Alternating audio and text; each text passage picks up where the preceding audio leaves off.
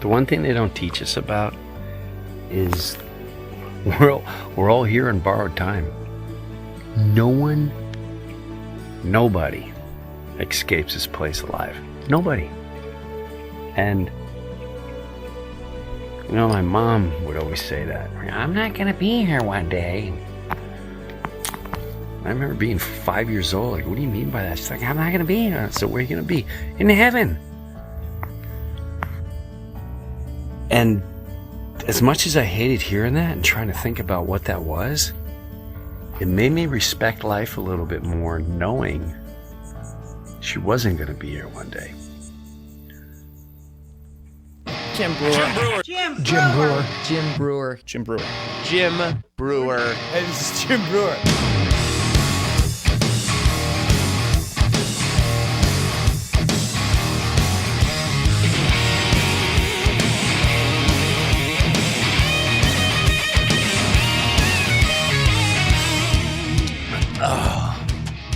Hello, everybody. Today should be interesting. I'll tell you that right now. Mike is in a Starbucks in the middle of Virginia. You get that? Mike is driving from New Jersey to Jacksonville, Florida, which is straight out of Maniacville. Oh no, it's long. It sucks. It's tedious. It absolutely blows. And are you going to go straight through all the way? I'll be home probably like 11, 12 o'clock tonight. You're a maniac. But you know, it was worth it because we were there for my buddy and he appreciated it. So Yes. So it was one of his parents. it was his dad that passed away Yeah. last week. Yeah. Yeah, he's at the stage where he's like, I feel like I was more upset when my mom died. I'm like, yeah, we'll give it give it some time and it'll hit you. That's true too. And sometimes people actually hurt more one parent over the other. My mom now comes in waves, where my dad, I was just crushed. Where my mom, it was very sad, but but as time goes on, holy crow. And then, what I'll do is I'll certain things will heal and certain things. I had some issues. Once I got over the issues, and now she's constantly in my life. Songs, I think of her every day. I miss her. I go into restaurants and I'm like, oh, my mom would have loved this. And I'll say like, Ma, you would have loved this. Even where I'm at in Florida, I'm like, she would have loved this. And by the way, we're getting a makeover for this studio. Been talking to some people, and we're gonna get the lighting going in here. I'm gonna use the other place as a green screen. And we're gonna get things going. We'll talk about it later. So today we have. Okay. I wanted to address people. I have a friend coming on, Clay Clark. He did the Reawaken American tours. Anyone into anyone that's full blown a certain way is they're immediately like Reawaken American tour, whatever they want to say. Let's bring on Clay Clark. What's up, Clay? Is this a bad time that to mention that I'm stumping for Biden? Vote for Joe. I heart Joe. I love what he's doing with the border. I love how how he's allowing Russian shit. I love everything he's doing. Oh my gosh, I love the gas prices. I love all the conflicts we're in the middle of. I love the inflation. I love how people say the inflation's better. No, it's not. I bought a house pre-Biden. I know what the percentage was to pay for the house. And then I bought it post-Biden, and it's through the roof. So all you bananas, there's something wrong with you. And by the way, if you look up his press secretary on any acting site, she's on it as an actress. You guys are watching a movie. Oh my God! How do you not know this by now? Jim, on behalf of the comedians of America, I unofficially represent all of you comedians, and I believe that you need 4 more years of Joe Biden to get some great material. I mean, he's no, I can't take it. incredible. I can't take it. I can't take it. I can't. It was fun to poke fun of for 4 years where SNL dropped the ball horrendously, where Jimmy Fallon dropped the ball horrendous. All of them did. They had time to go see the Pope. That's a character we can all get behind. Anyway, I love how everyone's coming to light and we see who's who. The snakes are coming out from under the ground. They have to reveal themselves. It's very sad. But also at the same time, it's really refreshing because like, oh, okay, I see who this guy is and I see who this person is. What's up, Clay? I didn't know what you wanted to talk about today, so I kind of started off on a rant. I had 3 things I wanted to get into. The first is probably the most important. Is I don't know if you've done a comedy gig, Jim, before noon at a church ever, but you did at the Reawakening in Detroit, and I mean it. I mean, because I used to do before the Reawaken tour, over a decade ago. I used to do entertainment for thousands and thousands of events per year. I used to organize a company I don't own anymore. Called DJ Connection. We would do like 4,000 corporate events and weddings a year. So we'd bring in comedians and actors and talent, that sort of thing. And there was very few comedians that would ever work a venue that didn't serve alcohol. Very few comedians would ever work a venue at a church. And very, very, very few, almost no comedians would ever do a gig before noon. And you did the trifecta. And you brought it to Detroit, Michigan. And I just wanted to get a look into your mind of what you were thinking, appearing, speaking at a church, delivering a comedy routine before noon at a church in Detroit, because it was, in my opinion, your best performance I've seen in recent history. What was I thinking? Well, I will tell you this. I love making people laugh. And I also, in my own head, Clay, in my own little Jim Breuer world head, in the world of the Breuniverse, there's guys out there that are they're on different plateaus. They're just untouchable, and they're phenomenal what they do. In other words, this guy's, I compare it to baseball. This guy's phenomenal at this particular park. He hits home runs every time. This guy's phenomenal home run hitter, but he can't hit for average. This guy's incredible average guy, but he can't really knock runs in. I love being able to perform in any situation, and it just and I love being able to. I mean, it's just like you said. I went from Metallica, 15,000 people there to see Metallica, probably the most, metal. They're revved up. They've been drinking in the parking lot. They're getting all ripped up. Some new elderlies are dropping gummies for the first time, and they don't even make it in the arena because they're already tapped out. What time to start? I love being able to go into that arena, make people laugh, and then perform at church. That no one's paying to come see me there. That was just a guest appearance. It was incredible. I just want to say I loved the mind. I know you were howling. I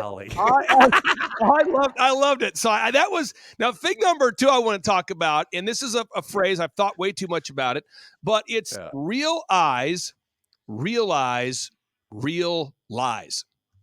So real eyes, like people that can see the reality, they realize the real lies. I want to just give a couple examples of it. Yes.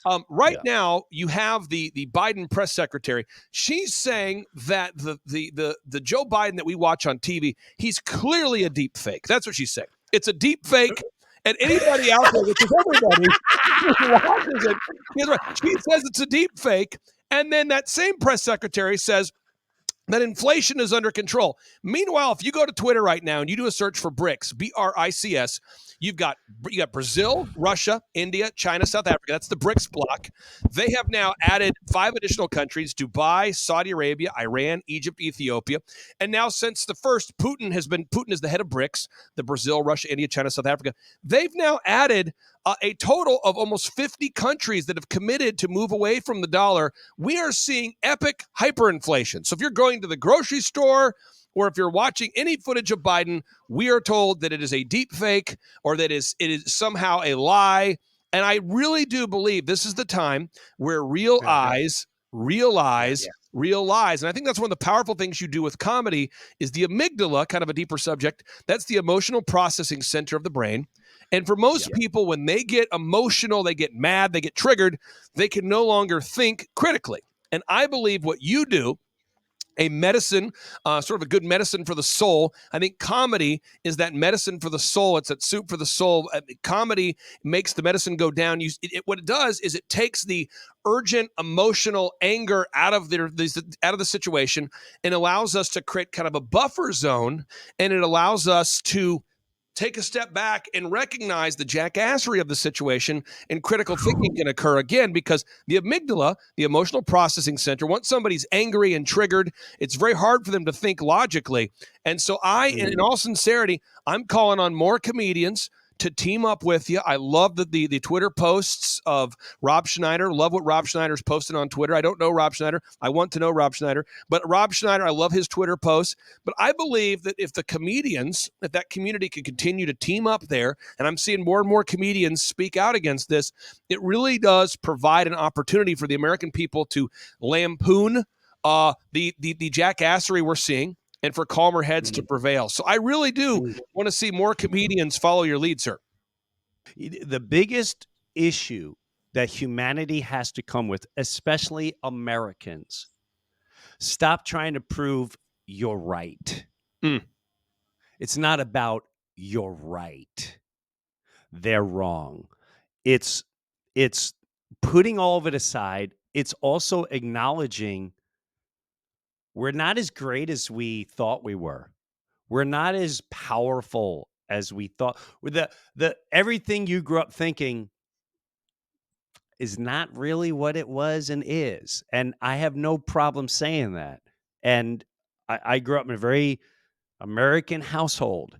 And when you need to get rid of your pride, your ego. When you have humility, when you become really close friends to someone, when you allow humility to lead eventually in the conversation. If I'm speaking with you, Clay, I only know you as the guy, and I put together things, and you're the entertainer right there, and I'm the entertainer. But when we start speaking, and I don't have an issue telling you, my one child, maybe I don't want to. No, tell me.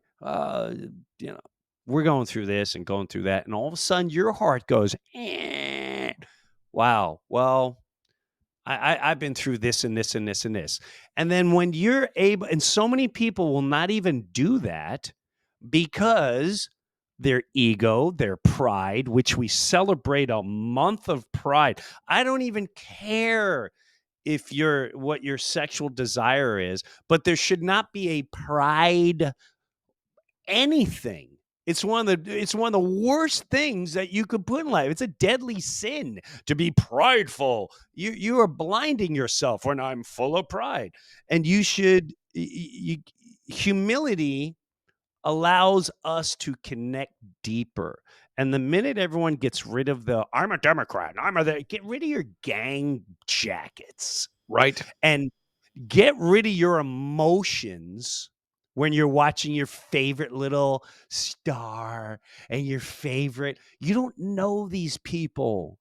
You know nothing about, they're entertainers. When they're on TV, they're entertaining. And that's the only, I thought about this the other day, Clay.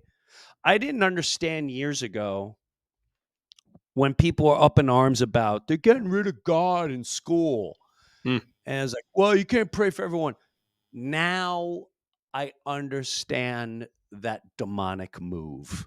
because the minute they did that, now you got no moral grounding. You have no spirit. You believe in nothing, which is why I truly believe why there's so many young people that don't know what they are anymore. How can you not know if you're a boy? How can you Well, not know if you're a girl? And I'll tell you why.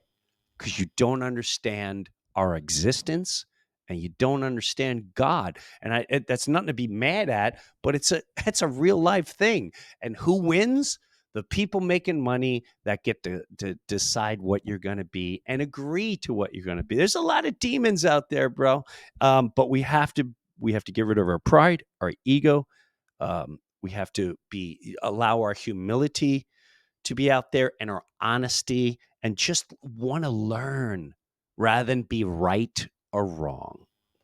Jim, That's your documentary you put together about your father, if anybody hasn't watched that, touching to more than me, it's called.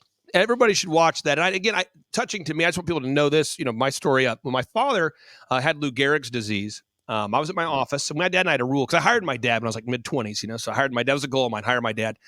And the rule was, Dad, don't call me at work, and I won't call you at work. And then we don't talk work at home. So we're hanging out. We're not talking work. And we're at work. We're not talking home. That's just the boundaries. And I get a call from my dad. He wasn't doing well. And so I knew.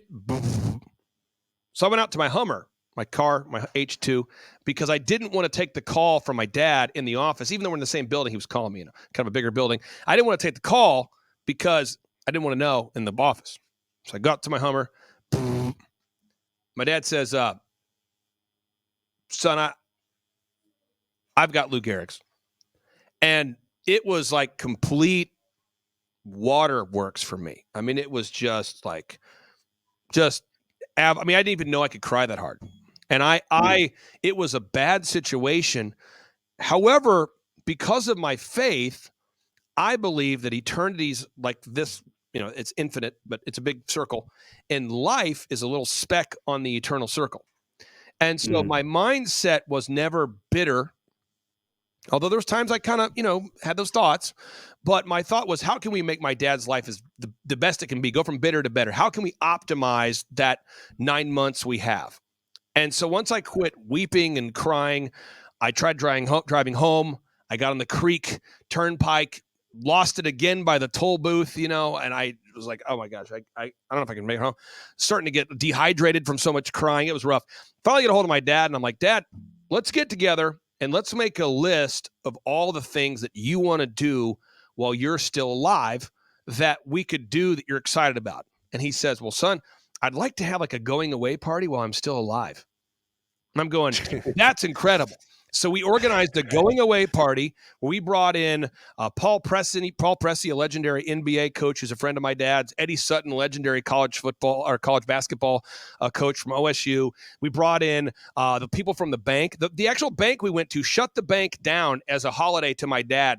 There were hundreds of people, and I gave everybody about 10 minutes to talk to my dad one-on-one. He's got the oxygen mask on. We organized that. We brought him to his high school reunion. We did all of that. And I'm saying all this because our mindset was we were eternally minded. My mindset was, you know what?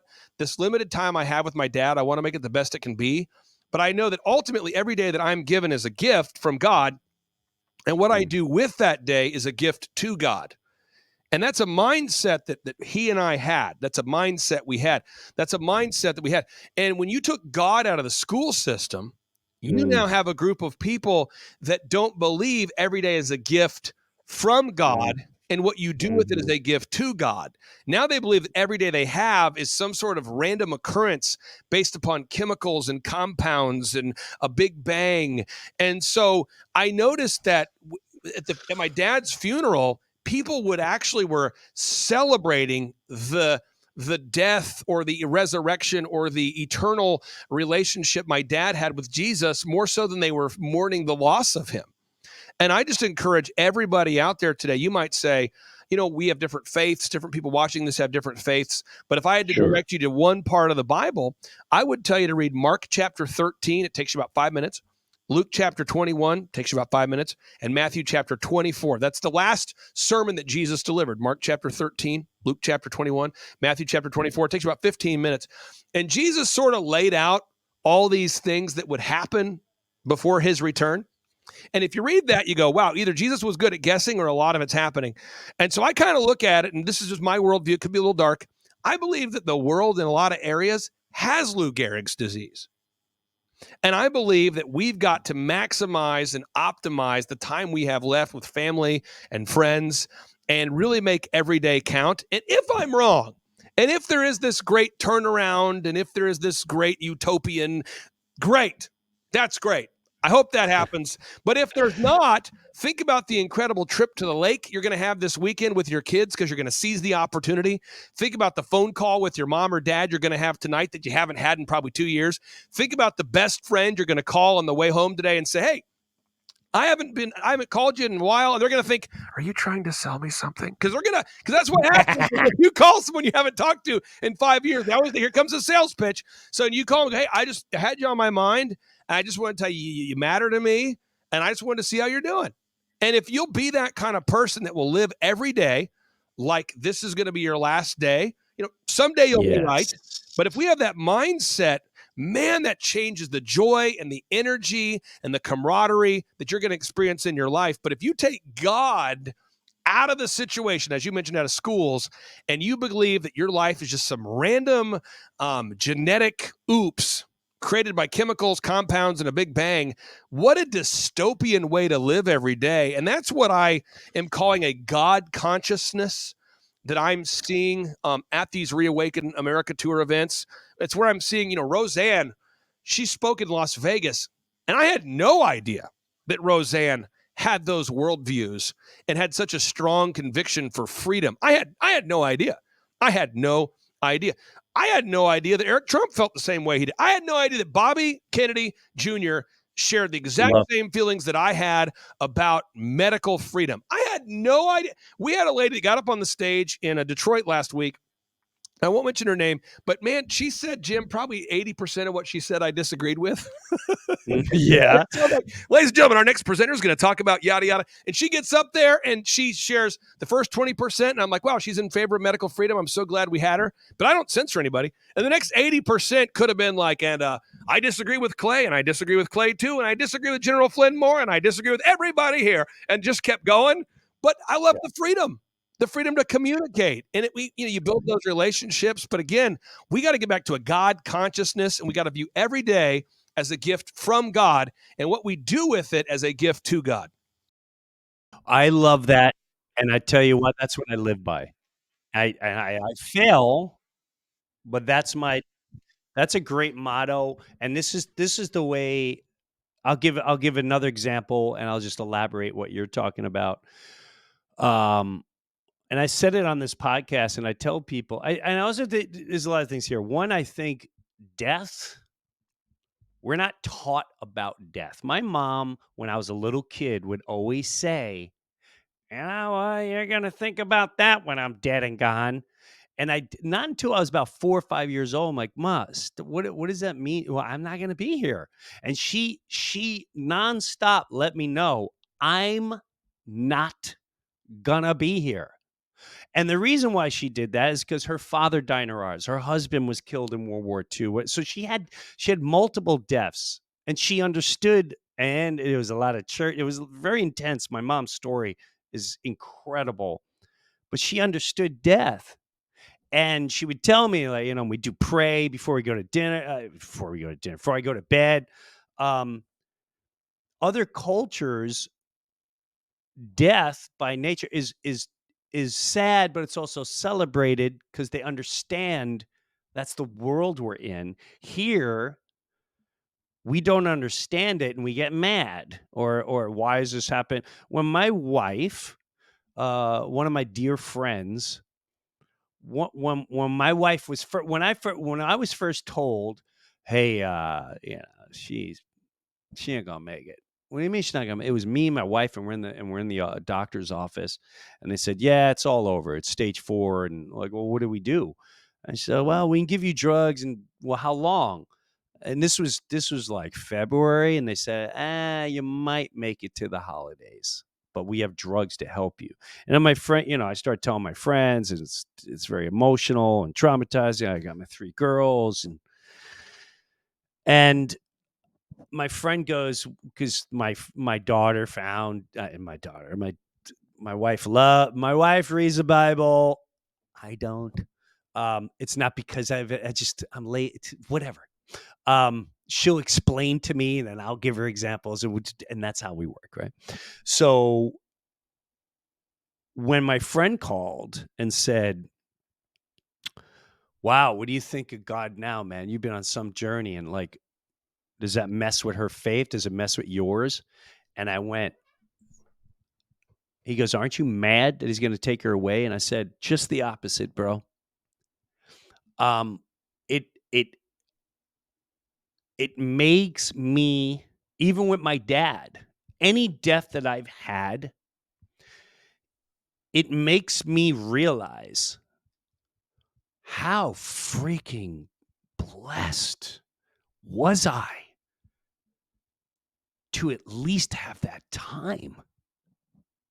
And it was me that now, when you have time, it's not the time that you're not going to have, which we often try to uh, put on a pedestal. Why can't I have that? Why is that guy still got a dad? Why is that still got a? It's the time you did have that we don't take the time to realize how blessed we are. And I thanked God with all my might. Thank you that I have children. Thank you that I had this woman in my life for this long. Thank you. It when you have God in your life, it heightens your awareness, your spirit, your conscience, and it makes you realize, hey man, everything you are blessed right now to have this moment, rather than, oh God, why would God do this? And so many people fall to that. And I understand it. I have two dear friends that were so angry at God for years and years and years because they took their dad or they took their mom when they were young. And I understand that. But at the same time, if we spent all the energy we do in life sending a kid to school to learn nothing, nothing that enhances your spirit, your intellect, your instinct, your God given nature, if we spent 1/4 of that time teaching our children to understand the spirit that lives in everything, in the grass and the tree and the thing, and the God amongst all of us on the inside, that we are blessed every moment, because nobody escapes this place alive. And when we're unaware of that and you don't have God, doesn't turn out well a lot. And I clearly see people spend a lot of time in front of a tube that teaches you just the opposite, or sit in a classroom or wherever they do. They never bring that into and it's time to do that real quick. Real quick. And I wouldn't say I think there's other places in the world that have a much better grasp on it, but this country is in serious, very serious trouble, uh, in my opinion, until they understand what we're talking about right here. And that also leads to love and understanding. And that's how we help one another, not for being right and your guy is this and he's they spend a lot of time preaching hate and make us not like one another. It's very sad, but I'm praying to God. And I'm gonna be honest with you, Clay. I started praying hard, by the time I was on Saturday Night Live, because I understood all this and I was afraid to talk to people about it because they think you're a weirdo. But I was in tune with all of it, and I remember praying to God, "Oh my God, please, please, however I can help, please, please awaken these human beings, please. This is serious." Um, Now has been probably the most serious time in human history, I agree. in my opinion. So Well, I'll say this, Jim. I mean, you got your good friend Joe Rogan reading the book of Revelation on his podcast. I mean, I don't even know how to describe. If there's a level of urgency, when you got Joe Rogan reading the book of Revelation on his podcast out loud, that's kind of a serious thing. And before you have to hang up on me, I want to give your listeners some free stuff, and then tell them this is real quick. My son was born blind, and you can download this book for free. It's called Now I See. Your listeners will love it. I did not write it, so they're going to love it. My wife wrote it, and it's called Now I See. I didn't write it, so they can love it. And if you read it, you can download it for free at thrivetimeshow.com/free-resources. So thrivetimeshow.com/free-resources. Somebody can buy it on Amazon, but you can download it for free, called Now I See. And basically, when you read this book, you're going to hate me for about 90% of the book. Because I was early. I was pre-Fauci. I was pre-Newsom. My wife kept praying that God would heal my son, and I kind of banned her from praying in my house. And this really was my coming to Jesus moment. And I encourage everybody, you can download it for free there at thrivetimeshow.com/free-resources. And then finally, on this rowdy Reawaken America tour thing we're doing, our final stop is going to be October 17th and 18th in Selma, North Carolina. It's going to be at a beautiful facility called Selma, North Carolina. And for anybody out there watching, how I do this, and the mainstream media can't handle it, Jim. So we've had Rolling Stone and other mainstream media do kind of quasi hit pieces on me, or just blatant hit pieces. But I let people name their price. And so I just want you to know, if you're watching this, we have people that are paying $5. People are paying $25, almost like a donation kind of thing. We just want everybody to be able to go. And Roseanne just RSVP'd. She'll be there. And we've got, 70 speakers over 2 days.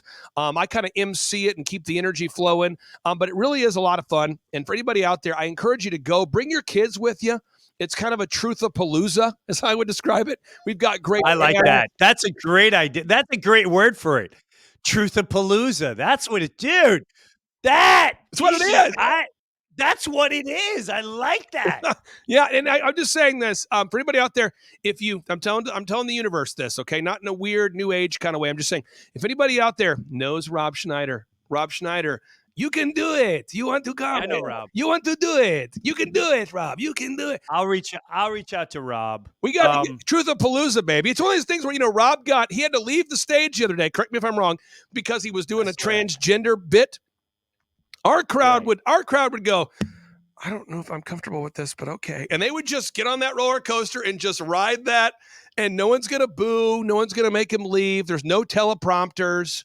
There's no agents lurking everywhere. There's no gotcha. That's right. It's just a sincere, authentic. It kind of feels like a bunch of dudes in 6th grade. They're in their garage just jamming because they want to jam, and they're never going to get paid to do it. And they're not doing it for the crowd. It's just their version of Green Day, and they're going to let it rip. They're just trying to play some Nirvana. They know a couple chords. Let's go. And it's like that, but with a lot of people that you probably know. And so I encourage everybody, Truth-a-Palooza, October 17th and 18th, Selma, North Carolina. Time to freeamerica.com. I love that. Why is it no Saturday? You're doing Thursday and Friday? It should be October 17th and 18th. Should be a Friday, Saturday, unless I am we just announced it here. So it should be October 17th and 18th. No, I'm sorry. I'm looking. Yeah, no. It's 18, 19, I believe. If Friday and Saturday, okay. If I'm not going crazy, October 18, 19, I'm around. So I'll see you. Yes, it's October 18th and 19th. Now, I'll say this. The guy who's hosting it, let me tell you the miracle. He calls me and says, Clay, I want to host it, but I have a couple that has their wedding booked on that day. And so I'm going to just ask them if they'd be willing to move their wedding, because I don't want to impose. I'll just ask, would you be open? And right away, when they heard about the Reawaken people and the Love Fest and the Truth-a-Palooza thing, they said, we would love to move our wedding. We'll do it. And so we're going to try to celebrate that couple on stage, bring them up. It's a lot of fun. You got probably on average, average audience. We've had on average about 4,500 people. However, this one will probably be a lot more because it's the final one, and it's going to be a lot of enthusiasm. So I encourage everybody. It's Selma, North Carolina. Time to freeamerica.com. And you corrected me. It's October 18th and 19th. October 18th and 19th. Clay, always a pleasure seeing you, talking to you. I'll see you at Truth-a-Palooza. You want to do a Friday or Saturday? What do you like? I want to get you your prime time. I had you at church in the morning. That's the ultimate hell gig, with the irony of it being in a church. Is there a certain time of the day you like to roll? I mean, you like to be the last guy? You don't care? It doesn't matter. It doesn't matter. Whatever you'll come up with. So does it right now? I'm not working those 2 days, and I'm coming off of being out of the country for like 3 weeks. So I'm gonna be primed, locked, and loaded. Doesn't matter. Okay, I'll try to see if I can get you on a Friday. Okay, Whatever you want, Clay. thanks, brother. Have a good one, brother. Take care, Clay. Thanks a lot. Great to see you. Clay Clark, part of the Truth of Palooza Reawaken American tour. And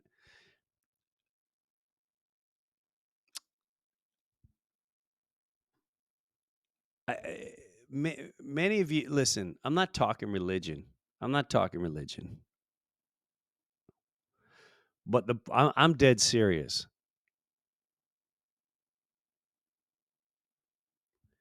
When you don't have a basis of God, however you want to define God in your life, the creation of everything, we've been taught for so long not even to look at it, don't even think about it. It's weird because I truly believe also the demons created all these religions to make you and I turn away from the empowerment that lies within us all. And it makes perfect sense. You don't need some guy standing up there collecting some cash. Maybe they're a good teacher, maybe. But at the end of the day, you got all the tools inside you, but you got to ask for them and acknowledge it. If you think it's weird, do you think it's normal what we're living in? Do you think it's normal to sit a child, a pure, angelic being in a classroom? I figured that out when I was in school. It's just a lesser prison. And if you really look at what they want you to learn,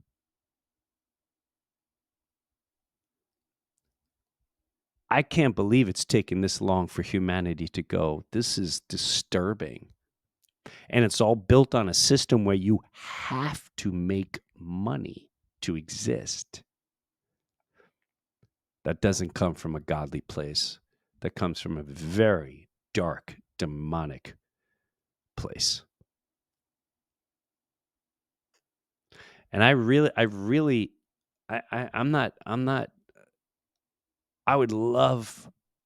honestly love to people to feel and understand what I do inside. Trust me.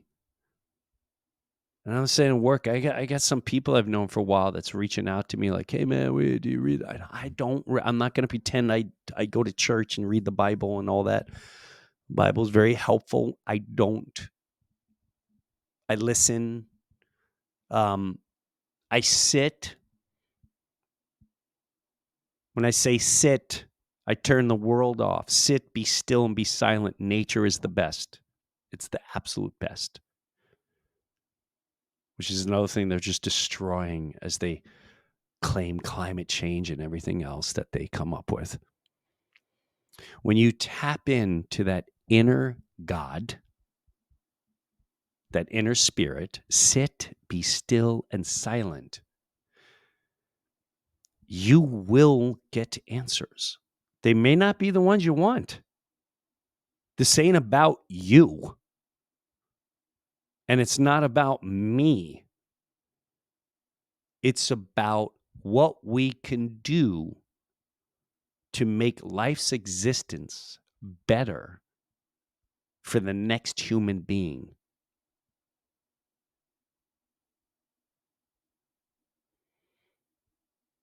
I don't hear any of that out there. All I hear is who they hate and who we shouldn't do and what we should and what we shouldn't.